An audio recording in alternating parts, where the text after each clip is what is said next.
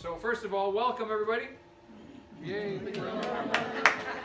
You know what, I'm gonna give you a lot of credit because one of the things, and I'll digress a little bit, but when Kim and I got out of school, right, Kim and I started our practice in 1993, so it's been 25 years for us this year, and we just made the decision back then that we wanted to do something that was very, very different. And we wanted to come at health from a very proactive perspective as opposed to reactive. Because many of us, and I'm sure many of you would agree, I mean, even in the family that I grew up in, my mom, God bless her, she's passed away now, and my sister unfortunately passed away from cancer a few years ago. But so it's just my dad and I. But it's interesting because my dad and I think very much alike. He has a very proactive approach to health, whereas my mom and my sister really didn't. They didn't really take care of themselves as well as perhaps they should have, and hence they're not with us anymore. But I think many of us have grown up in that reactive mechanism where we don't take care of ourselves as well as we should, and we end up, you know, when we get sick or when we have a problem or a symptom, we end up at the medical doctor's office, and usually we end up on some medication or, you know, surgery or something like that. So when Kim and I started our practice, we wanted to try to give all the tools for everybody to help empower you, help empower all of our patients to really change their health for the positive. You know, so you have all the tools, if you have all the information and all the knowledge, that's really power, you know, to you. And then you can make decisions, and you can decide which way you want to go. You can decide how you want to eat. You can decide how you want to live your life, how you want to exercise, you know, and obviously with your chiropractic care, and it all fits together. But one thing I'm going to say is that one of the reasons why we as chiropractors get into nutrition, because, you know, obviously chiropractic care is very important. We hold that in very high regard. All of our kids get adjusted. I've been adjusted now for 35 years, and I get adjusted every week, whether I'm feeling good or not, because I know it keeps me in line, it keeps my nervous system working extremely well, and it keeps me functioning well. And it really does help me prevent disease. I rarely get sick. I hardly ever have a cold. I rarely have, I don't know if I've ever missed a day of work because I've been sick. So, and that's in 25 years of practice. So I know that really works, but nutrition is really key. And really good nutrition means good function. So if you're giving good food and good fuel to your body's going to work well. I mean, that's a no-brainer. It's really key. So that's something we're going to go through tonight. Hopefully this is very enlightening for you. If anybody has any questions as we go through this, please make it interactive. I want you to feel like you're getting something out of it and interacting in it. And if I see any eyes starting to close or heads nodding off, I'll come over and tap you on the shoulders. So if you don't mind, just for the out of respect for everybody else, if you have cell phones, just put them on vibrate, right? If you don't mind, just so they're not going off and also interrupting the video and stuff like that. I appreciate that. Thank you. Okay, so here we go. So Nutrition 101. So here we are. This handsome little guy is me. That was back when I was approximately 12 years old, and you gotta love the shirt, eh? Like that's with the big wide collars back then. That was probably 1976, 1975, 1976. But anyway, I was a chubby little kid, right? I look back at pictures and I remember myself, and I remember getting teased at times because I was a little on the chubby side. You know, I was not obese or significantly overweight, but I was a little chubby. And I was always very athletic, always into sports. I played hockey, played baseball and everything, so it didn't really slow me down. But I remember that very much. And it was all because of the way we ate as a family. And my mom, God bless her, she really didn't have a lot of nutritional education or nutritional knowledge. My mom was a stay-at-home mom. And so every night, every night my dad would come home from work, and he'd be home about 5:30, and she would have a beautiful dinner made, and it would be the meat and potatoes and vegetables, and there'd always be dessert. Sometimes there'd be a salad, but every single night. I mean, I remember we had some beautiful dessert every night. There was cake, there was pie, there was ice cream. There was always something, after dinner. That was just the way you ended dinner. I remember taking my lunch to school at times, and I remember my lunch every time there was one of those Joe Louis cakes. You remember those? Joe Louis, or the Twinkies, or King Don's, or all those little Vachon cakes. Remember those? So I always remember having one of those in my lunch. And I didn't think twice about it. I would sometimes have one at lunch, and I'd come home from school and have another one. But not really knowing what it was doing to my body. And so now that I've gone away to school and I've had some nutritional education, I got a minor in nutrition when I went to University of Guelph, And I really when I start learning all this stuff, I start thinking back and going, wow, no wonder, no wonder I was a chubby little kid. So that's why, we try to educate our kids now about making good choices. And is it 100% perfect? No, not at all. I mean, I have 4 boys, from 22 to 14. And I mean, trying to get them not to eat wings or pizza, I mean, it's a nightmare. But they eat that stuff and they love it once in a while. But we try to teach them good nutritional habits, right? It's actually my oldest one is going away to chiropractic college in October, and he's really starting to adopt a lot of the principles. I mean, as far as getting adjusted and eating really well and doing a lot of the stuff that we're going to be talking about tonight. Okay. All right. So here we go. So the basics, right to start off with. And maybe this is something you know already, but maybe this is something you don't know. And I'm going to kind of dive into this a little bit from a scientific perspective. So to really understand nutrition, we really need to understand the 3 major food groups. Okay? So there's basically the majority of food groups that we eat are called carbohydrates. Okay? Carbohydrates, that's the first one. Now carbohydrates have really one main purpose, and that is to provide us with energy. And they're typically to provide us with short-term energy. So carbohydrates can be a combination of everything. When you look at the word carbon and water, carbohydrate, carbon and water. So usually carbohydrates are something that grow in the ground, okay? Or made from something that go on the ground. So you have fruit, vegetables, many of your nuts, seeds, things like that, and grains, all the grains, so wheat, things that are made from flour, oats, barley, they're all carbohydrates, okay? Now, there's going to be some nuts and seeds and vegetables that provide more protein, but for the majority, they're carbohydrates. We always say, if it doesn't have a face, a mother, or go to the bathroom, it's a carbohydrate, okay? It doesn't have a face, a mother, or go to the bathroom, it's carbohydrates. So that's how you remember it. So here's the thing. Now, here's what you got to remember. Carbohydrates, like I said, provide quick bursts of energy. But what carbohydrates do in your body, when you eat a carbohydrate into your stomach, it digests in your stomach and your intestines, what does it break down into? Sugar, okay? It breaks down into glucose, which is sugar. That's the most simple form of sugar, is glucose, okay? So all carbohydrates break down into sugar. And that's something we really have to understand, because when you eat a carbohydrate, it gets broken down into sugar, it gets absorbed where? Into your blood, right? It gets absorbed into your bloodstream, so your level of sugar in your bloodstream starts to go up, right? And that will provide you with some energy. But if you don't use that energy, right? If you don't use all that blood sugar, where does that blood sugar go?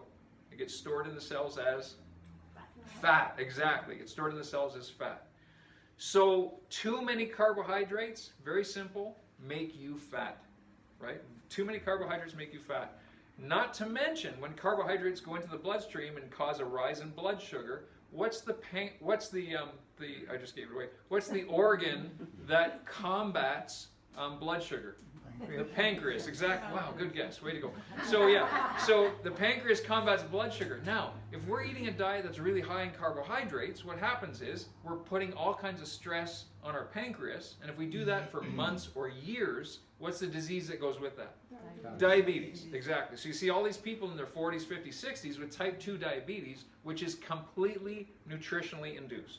And reversible, by the way. Okay? Type 2 diabetes, in most cases, is reversible, okay, with dietary changes. So, something to think about. So what we're going to talk about tonight is shifting that whole metabolic state, because that will really change your metabolism. When you start changing your diet, less carbohydrates, more proteins and fats. Okay, so that's the first one. Second is protein. Okay, so all animal products are considered protein, right? There are some animal products that are higher in fats, some good fats, some bad fats, but in all cases, whether it's fish, meat, chicken, turkey, eggs, they're all sources of protein on some level, okay? And like I said, there are some nuts and seeds and some vegetables that do provide sources of vegetable protein as well, but for the most part. Now, protein in your body doesn't necessarily spike the blood sugar when it's digested, okay? Not like carbohydrates do. It'll raise it a little bit, but not very much, okay? But protein is used for repair. It's used for repair of the muscles, repair of the cells, cell tissues, things like that, okay? Joints, cartilage, all that stuff, connective tissue. So that's what protein is used for. So diets higher in protein are going to have less stress on your blood sugar and less stress on your pancreas, okay? All right. Last one is fats. Now, fats can come from animal sources, they can come from plant sources, but there are good fats and there are bad fats. Our body needs fat. Now, one myth that I want to squash right off the bat, through the 90s, there was the whole low-fat craze, right? You might remember, there were so many products in the grocery store. You went, it was low-fat this, low-fat that, low-fat that. Well, that's a complete debunked myth now, because the low-fat craze, what happened was all of these foods took out a lot of the fat, which in many cases was necessary, which is, keep in mind a lot of your tissues, cell walls, those micro tissues, your brain, are made of fat. So your body needs good fat, okay? You need good sources of fat. So if you're eating diets low in fat, you're depriving yourself of those things, and things break down, right? But in a lot of those foods where they took the fat out, they added sugar. Yeah. So it was really kind of counterintuitive, right? So the whole low-fat diet really kind of went out the window, right? It was an idea, and it kind of went out the window because it really didn't work. Okay? So let's talk about this a little more. So here's some of the biggest causes of aging. Now, we talked about the whole effect of carbs on the body because it spikes the blood sugar.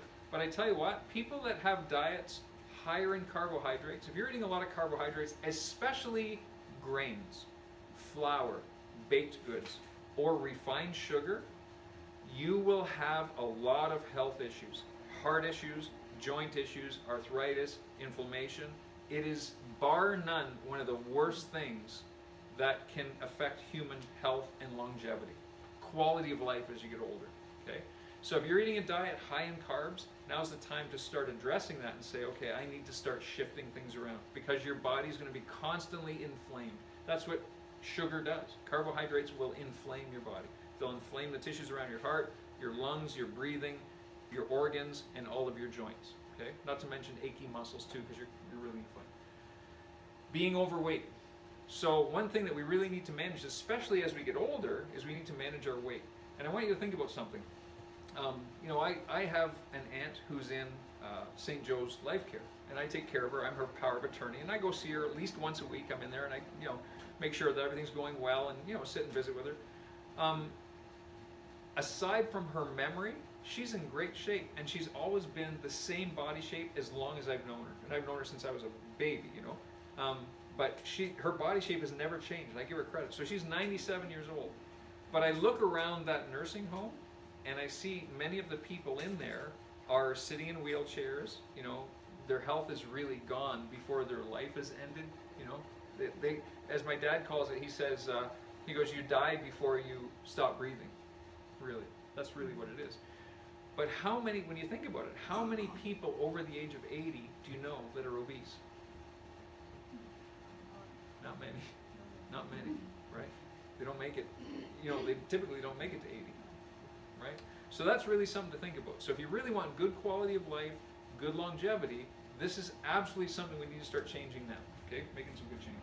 And the last thing is that we're going to talk about is imbalanced fat ratio. So we're going to talk about that because that really does have an effect on organ function, especially heart and breathing function, digestion, and again, helps with inflammation. So we're going to talk about the whole omega-6 and omega-3 balance. We'll talk about that tonight too, okay? All right, so insulin overload, we talked about that, the effect of sugar.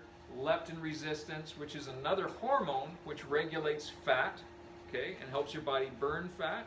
What happens is when we have a diet that's high in carbohydrates, our leptin levels get all out of whack, and our body can't recognize the leptin, so it can't burn fat.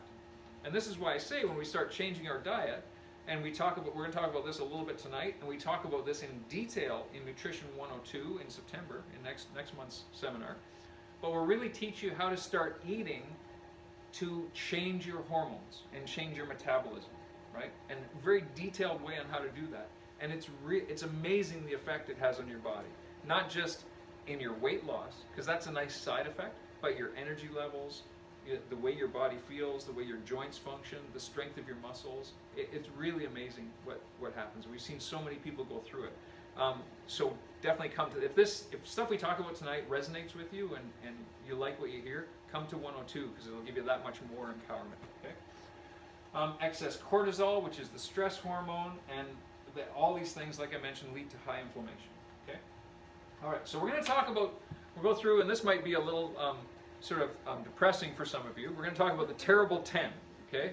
So the terrible 10 foods. So these are foods that I would suggest you start to identify. If you're eating these on a regular basis, you absolutely need to make a change, because these are detrimental foods. They provide very little, if any, nutritional quality for your body.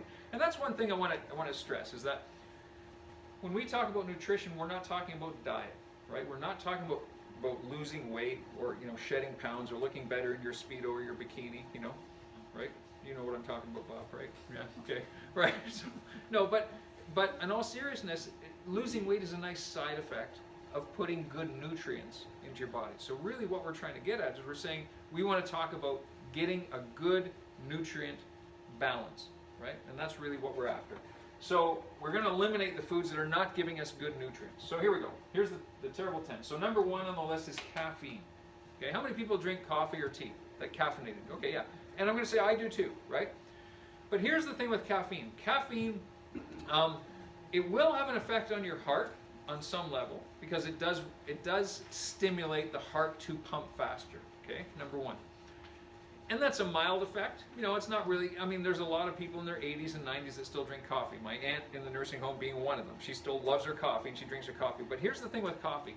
Coffee is very addicting, right? Now think about this. If you drink coffee, how many people drink coffee again?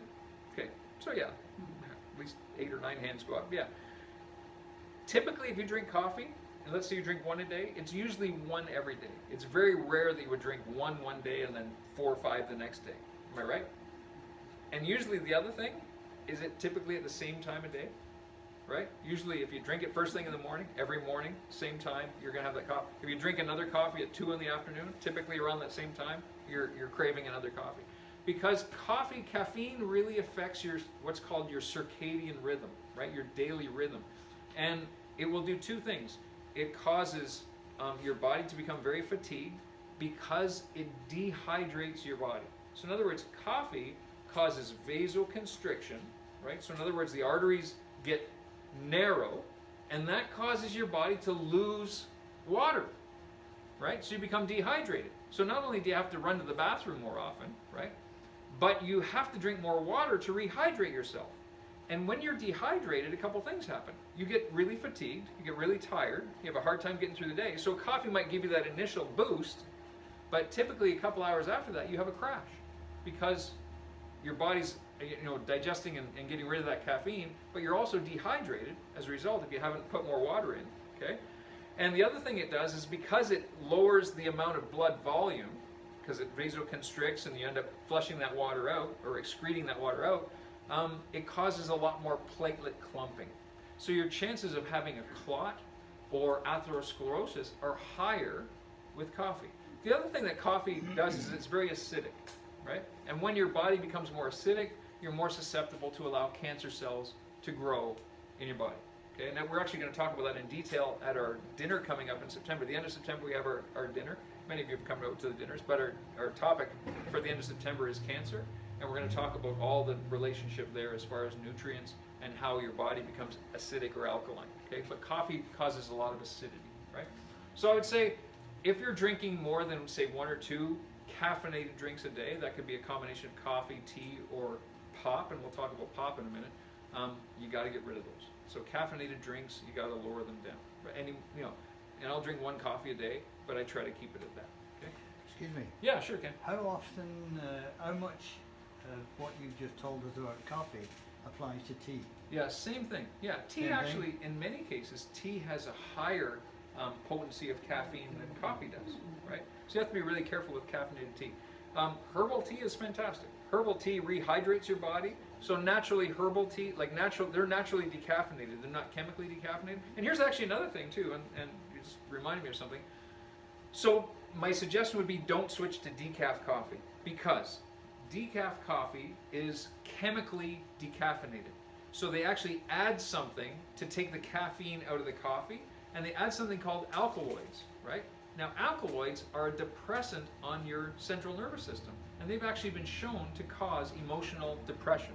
So if you're drinking a lot of decaffeinated coffee, a lot of times you tend to get depressed as a result of that. So that's a reason not to, if you're going to if you're going to cut it out, I would say just cut it out. Now, there are some natural coffees. I believe it's the Bulletproof or different brands of natural coffees. Different taste to them, but that's a better option if you're trying to really change that. Okay, so they're not chemically decaffeinated; they're just naturally decaffeinated coffee. Herbal teas are not are decaffeinated. Herbal tea. Most herbal teas are naturally decaffeinated. They're not chemically I've decaffeinated. seen some That's right. decaffeinated and some others.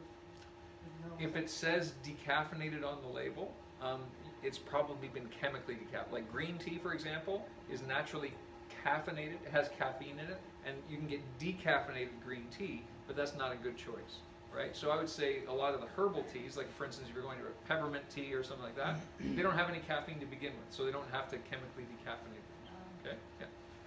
All right. Here we go. So there's our sponsor for tonight. All right. Number 2, dairy. Okay. So, dairy. Jeez, that's 2 for 2. Okay, so dairy. Now, okay, so why dairy? Why am I saying dairy's not a good choice for you? Okay, think about this. Human beings are the only species on the face of the earth to continue to drink milk after we wean from our mother, right? So, like, you can't name another animal that drinks milk, especially milk from another species, after they wean from their mother, right? So we don't drink human milk after we wean, we drink cow's milk, right? Typically, we drink cow's milk, right? There's goat's milk and things like that. Now, here's the difference, okay? First of all, a cow's milk protein, comparatively to a human milk protein, is about the size of my fist to the size of my thumbnail. So human milk protein, cow's milk protein. So this is very difficult for the body to digest. And in most cases, in fact, in every case, the body recognizes this protein as a foreign substance. Okay? So what happens is when you drink dairy or you eat dairy, so even that applies to yogurt and cheese and things, you know, anything that's made from dairy, cream. So if you drink dairy, your body recognizes that as a foreign substance and you have some sort of an allergic reaction to that. So it sensitizes your immune system. Okay? Now, some people express symptoms. Some people get a lot of phlegm buildup after using dairy. Some people get sinus pressure, sinus headaches, congestion, things like that. We see a lot of kids, you know, here that have ADD. You know, you've probably heard of ADD and ADHD, autistic behavior patterns. One of the first things that we do, and even naturally, naturopaths and even medical doctors now, let's get the child away from dairy. Let's cut out dairy totally. And that a lot of times, will alleviate the symptoms, okay? Now, not only that, a cow's milk protein, there's one thing too, and if you look even like biblically, they talk about, you know, milk from cows and things like that, and in the Bible they talk about that. And even if you talk to, like I have a lot of farmers that come in, and a lot of natural dairy farmers or organic dairy farmers that will actually drink raw milk from the cow. That's a better choice for you than pasteurized milk, because pasteurized milk is denatured. What do? They put it through a pasteurizer, so they heat it up really hot, they denature it, they kill all the milk protein, so that protein is really, really destroyed. And so they destroy all the nutrients in it too. So typically, people say, well, I want to drink milk because it's high in what? It's high in, especially for the ladies. Calcium, exactly. Right. So think about this. When they pasteurize it, they destroy all the natural calcium in that milk. So what do they have to do? They have to fortify it afterwards. So if you look at all the milk, like in all the cartons, it's pasteurized and then it's fortified with calcium and vitamin D. So they have to add that after the fact. So it's very synthetic, right? So you're not really putting a good natural nutrient into your body. So that would be one thing I would say, try to minimize or eliminate it altogether, because you're not really getting a lot of good nutrition out of that. So a lot of the women say, well, I'm worried about osteoporosis. I need my calcium. Green leafy vegetables are a much better source of calcium than milk is. Okay? You can get a lot more active benefit from green leafy vegetables than you will ever with milk. Okay? So something to think about. What about organic almond milk? So almond milk, now definitely almond milk, and that's something that we use, because we use almond milk if we're going to have, like, for instance, a protein shake or something. I'll talk about that. Yeah, definitely that's a nice way to go. I always get the unsweetened. Notice there's not added sugar to it. Yeah. But yeah, so that's a nice way to, so there's almond milk, there's cashew milk. I would stay away from soy, because soy has, there's chemicals in soy that mimic estrogens, right? Which can throw off your hormone balance, right? So for men or women, right? Yes. What is in almond milk? Like, because it would cost a lot of money for a carton of actual pure almond milk. Right. Yeah. So what else is added to it? typically, it's almonds that are ground up, totally ground up, and added with filtered water. Usually, that's how almond milk's made. Okay, thank you. That's so it's pretty straightforward, pretty basic stuff. And it's actually got a nice taste to it. If you've never tried it, it's I have tried it. yeah. I don't like it. You don't like it, eh? Well, I drink it, but Yeah. once in a while they'll get glasses switched and I'll go, oh. Oh yeah, you definitely notice a difference. Try cashew milk. It's got a much nicer taste to it. Next, it's maybe a little more similar to dairy. Yeah. All right. So yeah, so there's our and that's another thing because the milk protein is casein, and it's the casein that's very, very difficult to digest. Okay. Doesn't whey also come from? Great. So we're going to talk about whey. So keep that question in mind. And there's a big difference there. Yeah. So we'll talk about that in a few minutes. So so this is something too. So you want to stay away from any casein products because that's the dairy protein that you'll find, and you might find it in different things, so different sauces and spices. So this is how to identify it. So if you see names like sodium caseinate, calcium caseinate, milk proteins, fortified proteins, milk solid, that's typically dairy proteins that have been modified in some way, pasteurized, maybe added to or chemically treated in some way. Okay, so you want to try to be very careful looking for those. Okay. The next one is pork. Okay. So when we talk about sources of protein, we talk about chicken and turkey and beef and eggs and fish. Good sources of protein. Now, why is pork not a good source of protein? Anybody know? What's the difference between a pig and a cow and chickens and things like that? And let me rephrase that. What's the level of fat? Really high in a pig, right? And here's an interesting little thing. And again, look at biblically. Like if you look back in the Old Testament, it actually says in the Old Testament, do not eat pork. Pork was forbidden. It was a forbidden meat. Well, the reason being, when we look at this scientifically, pork is very high in fat. Well, fat cells in a pig act as filters of toxins. They also do in humans, right? So fat cells grow up, as they grow in the body, they act as filters of toxins, and they will actually store toxins. So the pig with the fat cells will store a lot of toxins. Well, think about the environment, and especially if you look at olden days, the environment pigs live in. They live in mud pits, right? Like mud and their own feces and things like that. And they can survive very well in those environments because of their body composition. And then we take that pig to the butcher and we, cut it up into pork roast and things like that. But not only that, typically with pork, what happens? What else is made from it? What else comes from pork? Bacon, sausages, all the lunch meats, things like that. So what's all added to that stuff?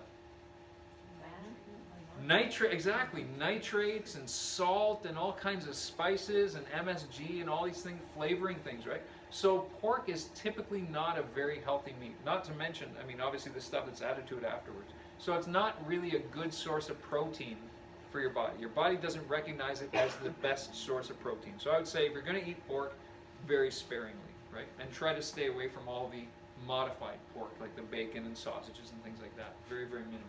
Okay. All right. Yeah, so here we go. There's our picture of our pigs there. Next one, shellfish. Okay, shellfish. So we were it was actually, it was Tim Hortons or Red Lobster we were going to get to sponsor our night tonight. But so why shellfish? Now think about this. So fish that swim in the sea are actually very good for you, right? And we won't worry about right now as far as, because there's always one person that puts up their hand and says, well, what about all the mercury and stuff in that fish? We'll address that in a few minutes. But the shellfish, where do they live? On the bottom. On the bottom, exactly.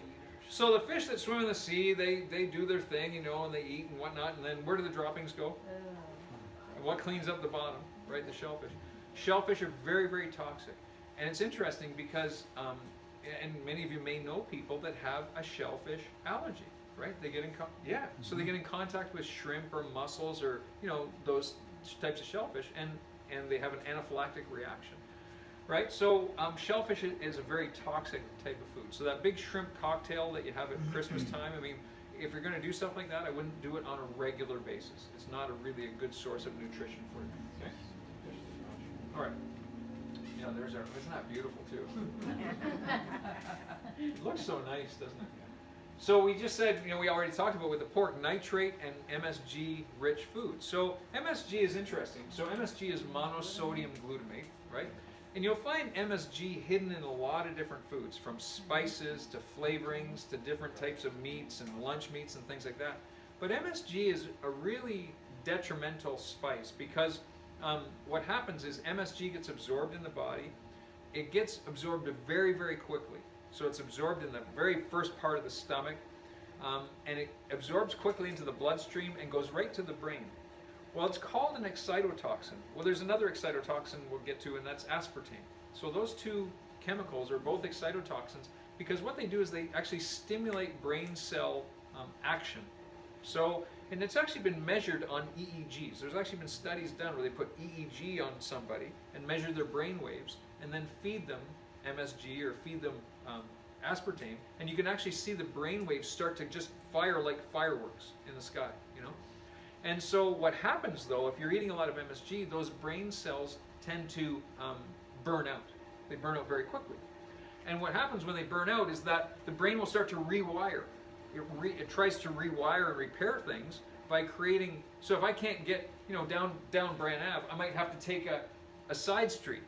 But if that happens continually through my lifetime, that's a really high cause of a lot of neurological disorders like dementia, Alzheimer's, Huntington's, Parkinson's, things like that. Yeah, so that's really been tied into that. Okay, so again, something you want to try to think about. Okay, and of course, that's a perfect example right there. Is our we like to call these cancer tube steaks, and it's actually been shown.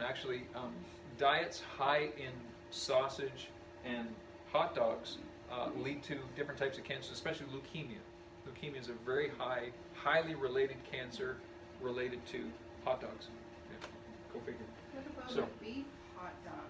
Like a beef. Okay, so all right, so it could be, and a lot of people think they're making a healthier choice by eating an all beef wiener, but realize, so when you go buy beef, you buy a roast, right? If you buy, let's say you buy a sirloin roast or a rump roast, you're actually getting a part of the muscle of that tissue of the cow, right? It hasn't been modified, it's been cut out of the cow, and then you go and you take it and you roast it, right? And even better, maybe it's a grass-fed roast. Maybe it's an organic roast that from a cow who's been feeding on grass all of its life instead of corn or modified food, right? Which would be great. That's actually very good for your body. What do they do with the rest of the cow? So the hooves and the ears and the tongue and whatnot, they take all those parts and they grind them up, right? And they add spices to them, and then they wrap them and they make hot dogs out of them. And they call them all beef hot dogs, right? The tails. And I'm not kidding, and I don't mean to gross you out by saying that, but that's really what's in the hot dogs. It's all the extra parts. It's all the parts that they can't put in the meat counter and sell. So when you're eating a hot dog, you really don't know what you're eating. Well, now you do, but it's not really a good choice. It doesn't provide a lot of nutrition for your body. Okay, all right. So sorry to bust your bubble there. Right. You want to go to a Jays game and have a hot dog? I'll go to the Jays game. Yeah. Okay, so we talked about grains and the effect that they have on your blood sugar and inflammation in the body. So especially the white grains. So we say that white rice and white flour, so anything that's white, so white bread, white rice, anything that's made with white flour is completely non-nutritional for your body. In fact, it acts like paste. In fact, we always say that you could put it in either end and it would still have the same effect on your body. It just plugs things up. So that's really what it does. So there's no nutritional value at all. It will spike your blood sugar. It increases inflammation.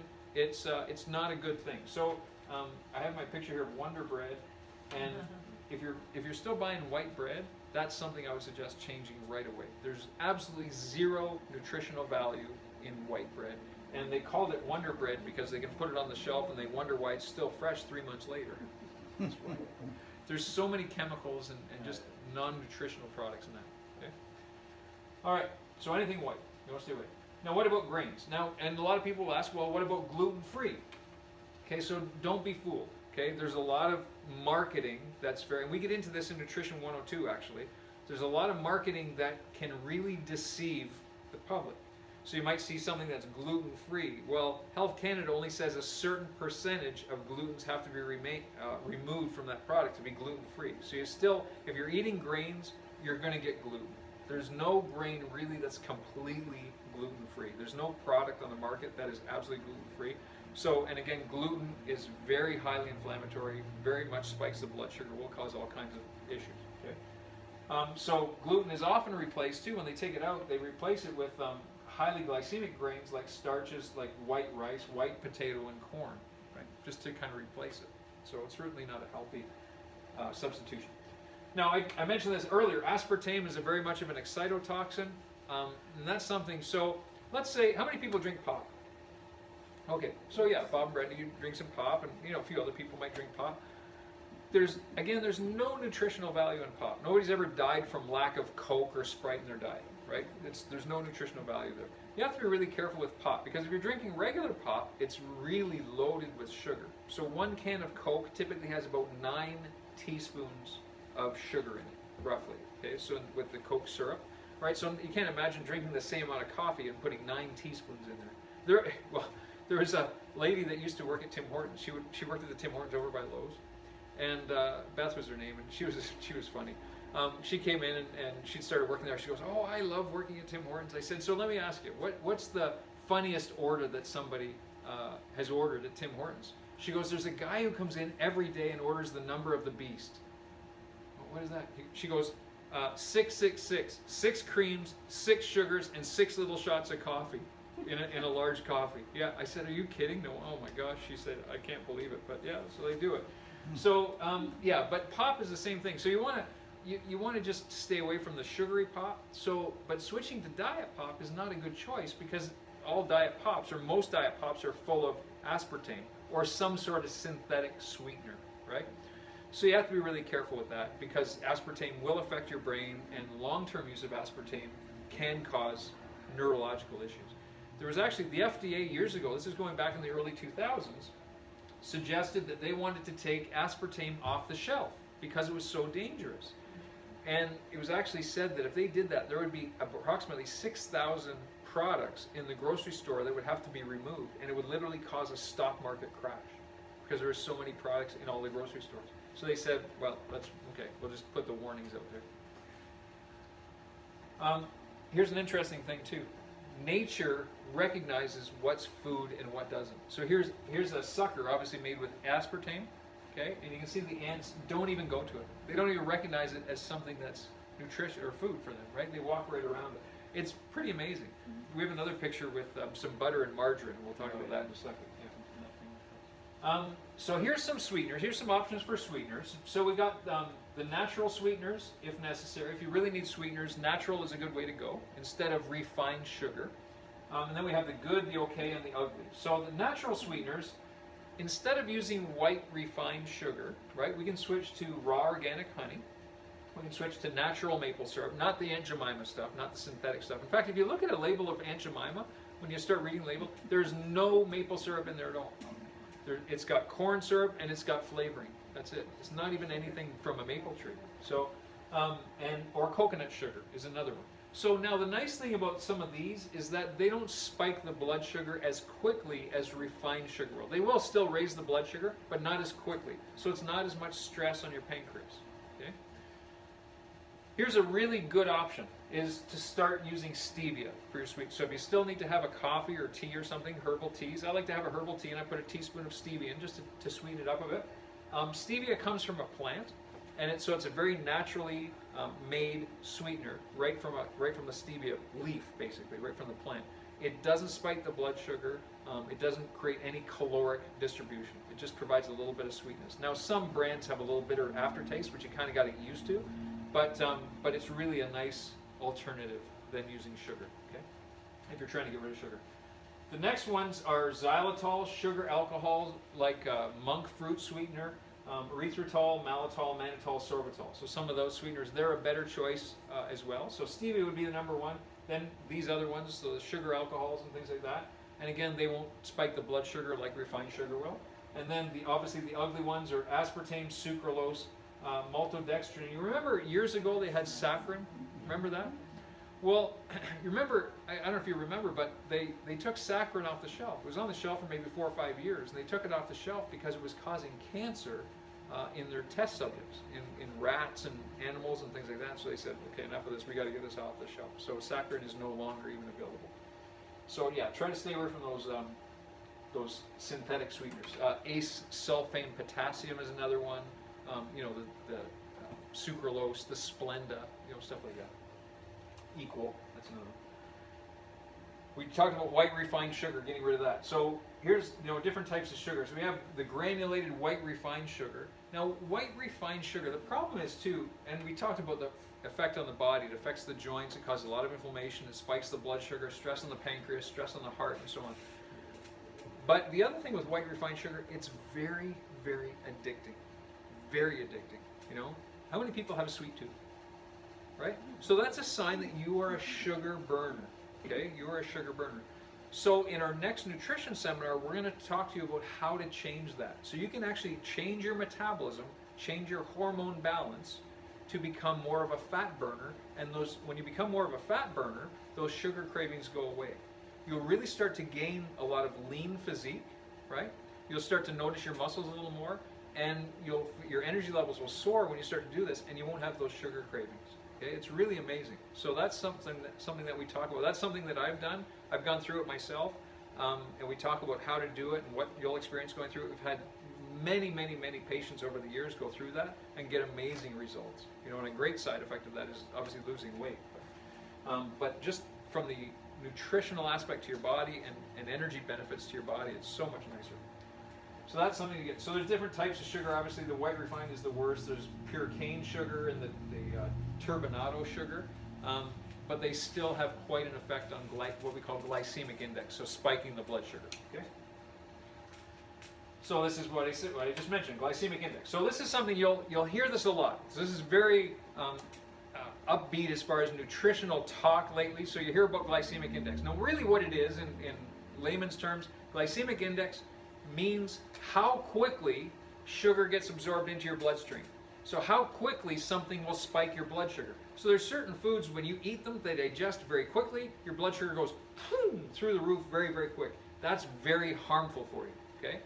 So when we want to start changing our diet, and we get into this in the next seminar, very specifically, we look for foods that are lower glycemic index. So they get absorbed, even carbohydrates. Like, for instance, vegetables have a low glycemic index compared to fruits.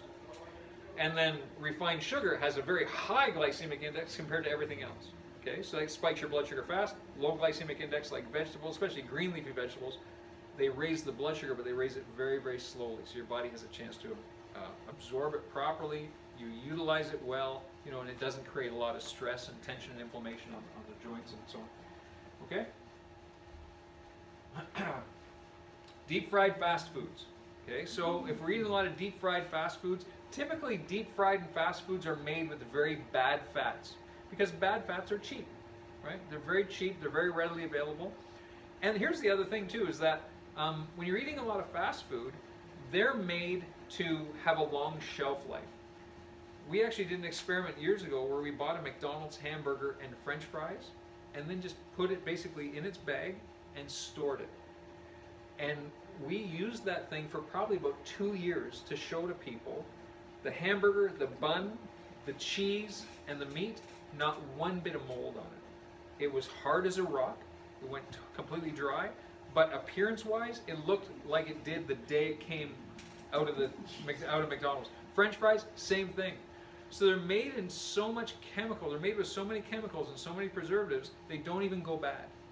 So that's a scary thing. So if you're eating foods like that, it takes a long time for your body to digest those, and it creates so much chemical toxicity inside your body, which really leads to a lot of disease. And so a lot of people are wondering why we're just not well. Why are we just not feeling as well as our brain is foggy, we're depressed, we can't lose weight, you know, but a lot of it comes down to just what we're putting in, okay? And here we are. Okay, now, and the last thing we want to talk about as far as the bad foods are combination foods. Okay, combination foods. Now, when I say combination foods, they're foods that are both high in carbohydrates and high in fats, or high in carbohydrates and high in proteins at the same time, okay? Because our body digests carbohydrates and fats and proteins very differently, so at different rates. So ideally, we want to put those foods in at different times and very specifically. So here's something to think about. You probably all inherently know this. We said earlier that a carbohydrate provides your body with what? A lot of energy, exactly. So what would be the best time of the day to have a carbohydrate if you're going to have it? Exactly. So you have time to burn it off through the day, right? Protein provides the muscles and the joints and the connective tissue a lot of repair. So what would be the best time of the day to have proteins? Nighttime, or later in the day, right? And they're providing the repair. Also, the other thing is that proteins don't spike your blood sugar. When would be the best time not to spike your blood sugar? Right before bed, exactly. But how many of us will say, well, gosh, you know, you get the nighttime munchies, and it's an hour before bedtime, and well, what I'm going to do? I'm going to have a bowl of cereal, or I'm going to have something high in carb. Is that your thing? Bowl of cereal at night? Yeah, I talk to my boys about that too. So, you know, we eat foods late in the night that are going to spike our blood sugar like crazy, and then we try to sleep on it, and wonder why we're so groggy in the morning, or wonder why we can't sleep properly, or we can't, you know, we're waking up at 2 in the morning, we can't get back to sleep kind of thing, because our blood sugar is all over the map, right? So that's, again, something to think about timing. So we'll look at some combination foods here. So I'll give you some examples before we get into this. What would be a combination food of high in carbohydrates and high in, say, proteins? Nuts. Nuts? Yeah, okay, so what type of nuts? What do you think? Peanuts. Yeah, peanuts, yeah, well, so peanuts are really high in fat. So you're right on the right track. No, so peanuts have high in fat, so they're high in like peanut oil and fats and stuff like that. And they do have a little bit of protein in them. But so let's say you had peanut butter, okay? You had peanut butter, and you made it into what? A sandwich, peanut butter sandwich, right? And what do you add with peanut butter sandwich? Jam. So you got jam, which is really high in sugar, and then you put it on 2 pieces of bread. So you got carbohydrates, you got a little bit of protein in the peanut butter, and you got jam and all kinds of sugar. Yeah, so perfect example of a combination food. What would be another one as far as dessert goes? Something that's high in carbohydrates and high in fat. We have it with cake. Ice cream, right? Ice cream's full of obviously high fat, dairy high fat, lots of cream, right? And what do they add to it? Flavoring and sugar, tons of sugar. That's a perfect example of a combination food. So those types of, so pizza is another one, right? We have the crust, which is made of dough, which is flour, so high in carbohydrates. Cheese, which is a lot of fat in the cheese. And then obviously, if you put pepperoni or something on it, which is not to mention pork and nitrates and stuff like that, but protein. So terrible for your body to digest. It's good. Listen, protein or pizza was my favorite food when I was in university. I used to live in a university at Guelph. I used to live in Mountain Hall in South Residence at Guelph, and right at the base of our residence was a pizza. It was Mountain Pizza, and we were there every night, for crying out loud. That was my trait, because I played football in university, and I was trying to get heavier. So 3 nights a week, I would get an 8-slice pizza all for myself. It worked though. It was great to put on weight. I got up to about 250 pounds. But yeah, so that's a great way to gain weight if you're trying to gain weight. Okay. So another combination food, you know, obviously we talked about ice cream. Lots of fat, lots of sugar. Okay, burgers. Another common, you got a bun, right? Lots of carbohydrates. You know, at least we got some vegetables on there, that's good. But you got meat, which is high in protein and some bad fats. And then the cheese, obviously, lots of bad fats in there. So, you know, puts a lot of stress in your body, okay? So here's some things how to change. We're past all the bad stuff now. Now that you're all depressed and you know, gosh, I got to throw out everything in my freezer, everything in my fridge. My cupboard's going to be empty. Okay, so now we're going to talk about all the good stuff. How do we start making some change? Now here's the thing. So if you go home tonight, I don't want you to go home and try to recreate the wheel here. So subtle little changes. If you make one little change after tonight, something as simple as drinking more water, rehydrating yourself. Beautiful. I mean, that's fantastic. But what we're going to do now is we're going to talk about little things that you can start to do. And some of you might just embrace this and dive right in. Some of you might say, well, I'm doing a lot of that already, which is fantastic. But even if you make one little change, you're taking a step in the right direction here. Okay, so here we go. All right. Greens. Okay, no. You know when your mom said eat your vegetables? Well, she was right, because adding more greens to your diet is so important for everything. Not to mention nutrient. Like greens are so high in nutrient composition, right? Everything that your body needs. Yeah, many of us are so worried about taking vitamins and supplements and things like that, adding things in without changing our nutrition first. But really, you're wasting your money. So if you just started changing your diet, you wouldn't need to worry about taking all the vitamins and supplements as much as many of us do, right? Not to mention the medications. So greens definitely are the way to go. Now, I'm going to be honest. I don't love greens. It's not like I wake up and or I go out for lunch and go, wow, I really want some kale. I am dying for a bowl of kale. Does anybody know where I get right? So that doesn't happen. So I really try to work hard to get those in, and there's greens that I really now start to like. Like for instance, a lot of vegetables we eat at dinner time. So I like to make a salad at dinner and throw all kinds of nice vegetables and stuff in. But I love asparagus, broccoli, steamed broccoli, and you can get some nice, very natural spices to put on broccoli, like herb amari or sea salt and things like this. To really flavor it up and make it very tasty. So we've gotten into a pattern like that as well. But there's all kinds of different options here, but I would say that's definitely something to do, and I'll give you another tip in just a second here. So limes, cabbage, asparagus, green beans, artichokes, broccoli, kale, cabbage, arugula, Brussels sprouts, celery, cucumber, okra, avocado, zucchini is another one. So lots of good stuff to start putting in. Okay. Whoops. Okay. This. Excuse me, Yeah, sure. Is avocado considered a vegetable, not a fruit? Avocado is considered a fruit. You're correct. Yeah, avocado is considered a fruit. But avocado has a lot of good nutritional value and great healthy fat. Great healthy fat. Yeah. So one of the best, most accessible fats come from avocados. I try to eat a little bit of avocado every day. In fact, I'll have it. I'm just going to talk about this right now. I have it in my protein shake. So I start my day every day. I have a protein shake. And for those of you who don't have a protein shake, I would encourage you. This is a great meal replacement or a snack if you want to have a snack through the day. It's an excellent thing to do. Start making some smoothies, and you can get really creative with what goes in them and keep them very, very healthy. But I put a scoop of veggie greens in my protein shake every day, absolutely every day. This stuff is fantastic, and I actually like the blueberry flavored one. We sell this stuff here. I actually like the blueberry flavored one. It's got a really nice taste to it. Now, some people will have a glass of water and put a scoop of greens in. That's not my forte, but I like to use a little bit of unsweetened almond milk and a little protein powder, and I might throw a quarter of an avocado in, and maybe some unsweetened peanut butter, like natural peanut butter or almond butter, right? Some cocoa. I'm a chocolate freak. Coconut oil. Take like a small teaspoon of coconut oil, put it in there. Good healthy fats, and I blend it up, and that's my breakfast every day. And I love it. It fills me up. It tastes good, and plus I'm getting all these nutrients in there. So for those of you who are not eating a lot of greens, you're self-admitted, I just don't like vegetables, this is a great thing to start adding into your diet. All right, next one. So fats in animal products, right? One thing that, and I'll be honest with you, we don't do this 100%, but we try to do it as much as possible, is switch our proteins and fats into more of organic choices.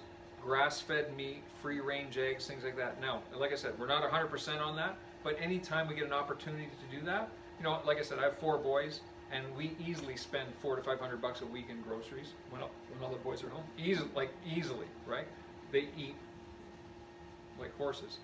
It's non-stop eat. The fridge is always open. We don't need air conditioning because our fridge is always open, right? So yeah. So do we buy grass-fed stuff all the time? No. Organic? No, we do not. Out of convenience and also out of cost, So, but we do as much as we can, as possible. We try to put that in. So switching to natural and organic meats, especially eggs, is really worthwhile. And I'll talk about why in just a second here. Adding good proteins, very, very important. Okay. So here's some options for some really good, healthy proteins to make sure you have in stock. Okay. So obviously beef, fish, chicken, eggs. Egg whites are great, and you can get egg whites in the grocery store now in cartons. The last month and a half that are just egg whites. They've just been separated, just egg whites. So making scrambled eggs now or an omelet by using, say, 1 egg and a whole bunch of egg whites instead of 4, 5, or 6 eggs is good, because the egg yolk has a lot of good nutrients in it, but it also has a lot of fat and a lot of cholesterol. So you want to try to go easy with that, especially if you're having cholesterol issues and stuff like that. There's ways, obviously, to start to decrease your cholesterol naturally, but if you're taking cholesterol medication, you're still eating a lot of sugar and grains and things like that, you don't want to be adding a lot of eggs because you're just compounding the issue, okay? But having an egg every day is fine for anybody. Having an egg they're full of nutrients and good protein, but to add egg whites in there, great option, because that's going to give you good, healthy protein as well. Turkey's a good option. Notice what meat is not on there? Pork, exactly, right on, okay. So natural peanut butter, so the unsweetened peanut butter, right? So now if you're looking at peanut butter, what I would suggest is start buying the unsweetened stuff as opposed to the Skippy or the Jif or the Kraft with all the sugar in it, because peanut butter, the sweetened peanut butter is full of sugar. If you go completely natural and just get 100% natural peanut butter, what happens is in the jar, the oil separates, right? What you need to do is you need to keep it in the fridge. And to combat that, turn it upside down in the fridge. Like obviously when the lid's tight, turn it upside down, all the oil goes to the bottom, and then you get the nice creamy peanut butter at the top. So when you open it up, you're not diving through all that oil to get to the peanut butter underneath, right? So that's a great one. Right now. Almond butter, almonds, tree nuts. Now, here's the thing. So tree nuts, almonds, cashews, things like that, so they grow above the ground. Peanuts are not the best choice. So I wouldn't suggest eating a lot of peanuts, because peanuts typically, because they grow on the ground, contain a mycotoxin. And a lot of people, and what's really common now in schools, is children with what? With peanut allergies, right? Not almond allergies, or not macadamia or not pistachio allergies, peanut allergies, because of that mycotoxin. So that's something that I would suggest is go minimal with, right, with peanuts. Switch to more tree nuts if you're eating nuts for a snack. But a handful of almonds is a great healthy snack. It's got a lot of good fat in it. You're going to get some calories, but that's okay. I'd rather have 100 calories of good healthy almonds than 100 calories of sugar or grains and things like that. Okay. Next one, whey protein. So to answer your question, Kyle, okay. So whey. How many people use whey protein now? Nobody. Just Marion. Okay, yeah. So Marion makes smoothies. So if you're not using whey protein, whey protein is fantastic for you. Okay, it's great for you. It has a lot of great health benefits. It's good for the heart. It's good for digestion. It helps the joints. It will help you lose weight. It's actually got cancer-fighting agents in it. Lowers the blood sugar. So for anybody who's fighting with diabetes, adding whey protein is fantastic. Like I said, I make a protein shake every single day. I have a scoop of whey protein. So now, you asked a question earlier. Now, whey comes from dairy. Well, we were just talking earlier about not eating dairy. Well, here's the thing. I used to work in a dairy, so this is actually where I learned this. So when milk trucks come in, they bring the cow's milk into the dairy, right? The milk gets used for all kinds of different things. Sometimes the cream gets separated.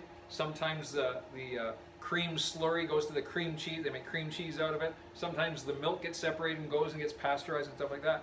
Well, when they make whey, is they actually take the dairy product and they add a culture to it, okay? And what happens, this is typically in the cheese making process, what happens is it separates. So when you add the culture, this bacterial culture, to the dairy product, you make curds and whey, right? What nursery rhyme was that? Little Miss Muffet, yeah. Eating her curds and whey. Saturn or Tuffet, eating her curds and whey. Very good, that was good. Okay, so Little Miss Muffet kind of maybe knew what she was doing. She could have put the curds away and just ate the whey.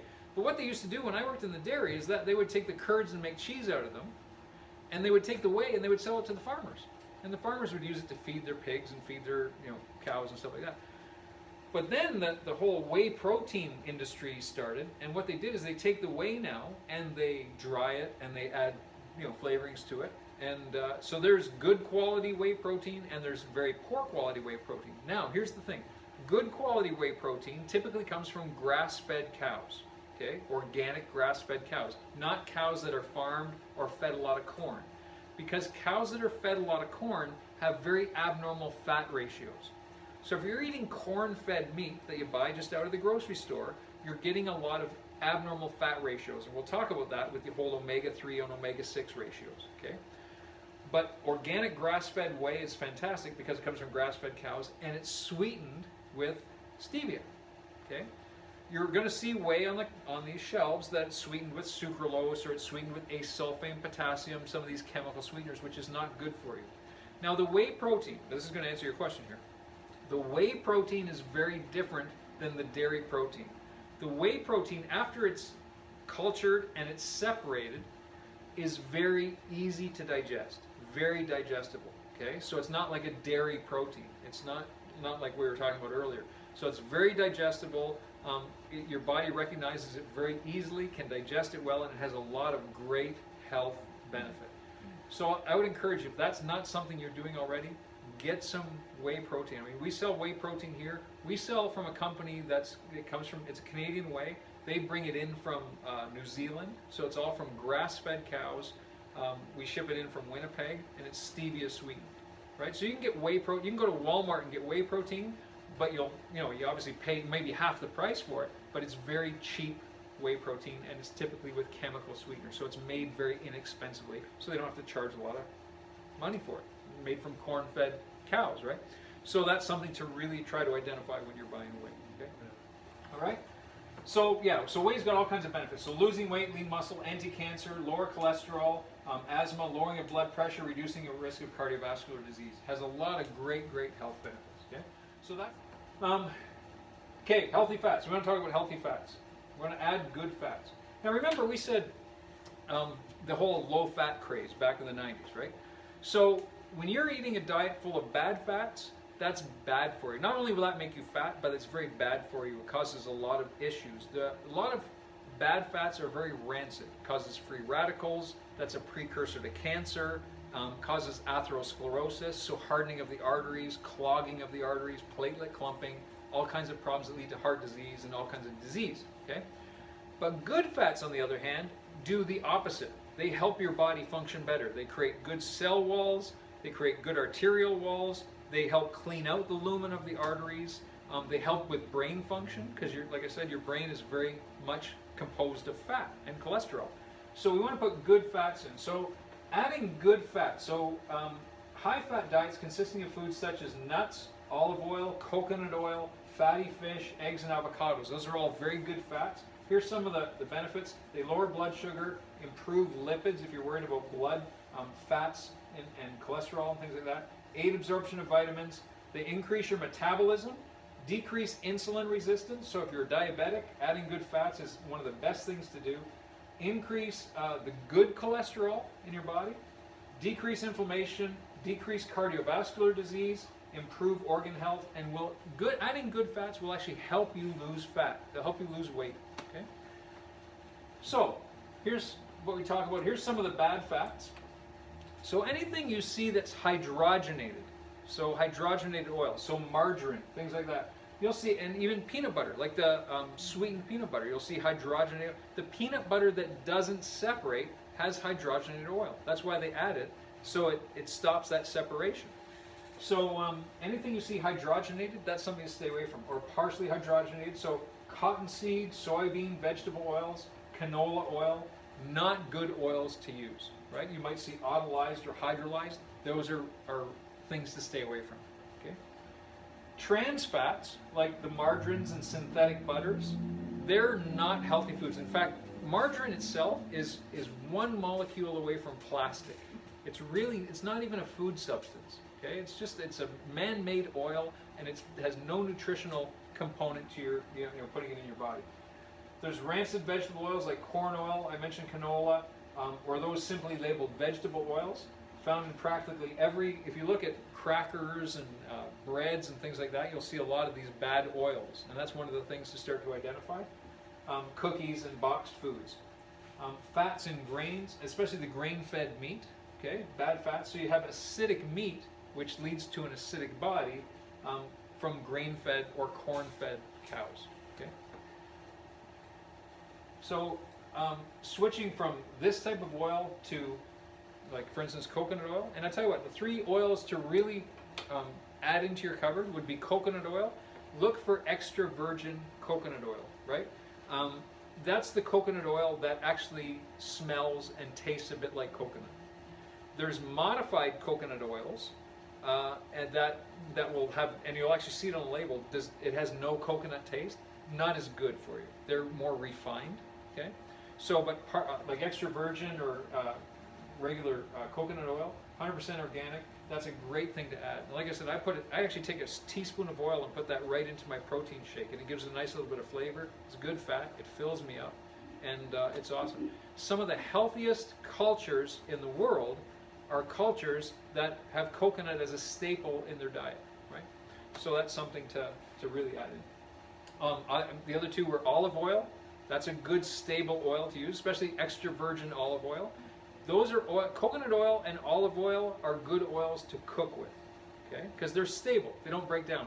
Corn oil, canola oil, vegetable oil, very unstable. When you heat them up, they turn rancid, okay? So they're not good oils to heat up. Olive oil or coconut oil are better oils to heat up, but never heat an oil up till it's smoking, right? You only heat it on a low heat till it just starts to sizzle just a little bit, and you never want to heat it up more than that, okay? The other one was grapeseed oil. Grapeseed's a stable oil. So those three typically are the best. Avocado oil is another good one, but you don't want to heat that up too much, okay? It doesn't really have a high stabilization point. Here's that picture I was talking about. The ants go to the butter.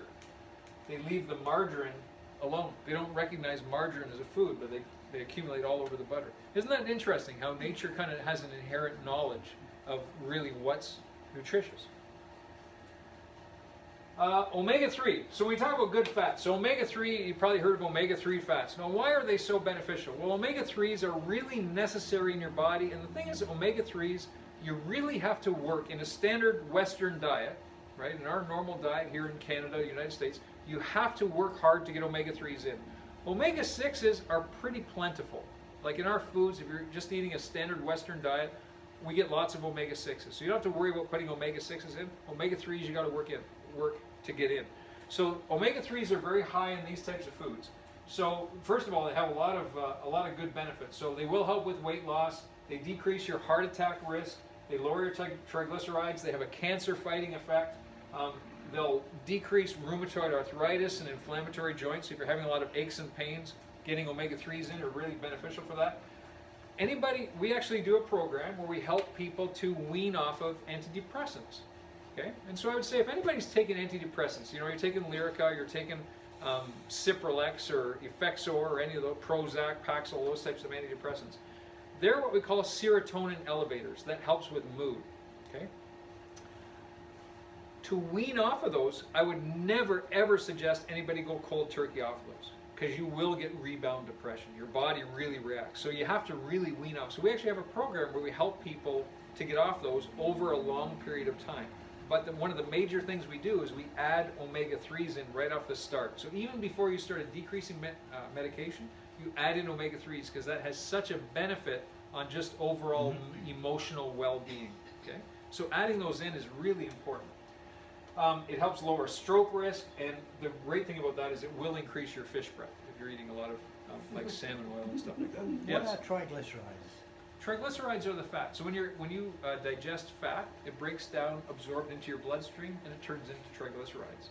And it's the triglycerides in your bloodstream that will bind to the cholesterol, right? And that's what makes the high density lipoprotein, right? So that's the HDL or the LDL, right? So fats, the triglycerides, are used for certain things in your body. They're used to make hormones. They're used in cell repair. They're used for energy, right? Because fat is like diesel fuel. Carbohydrates are like the rocket fuel. Fat is like the diesel fuel.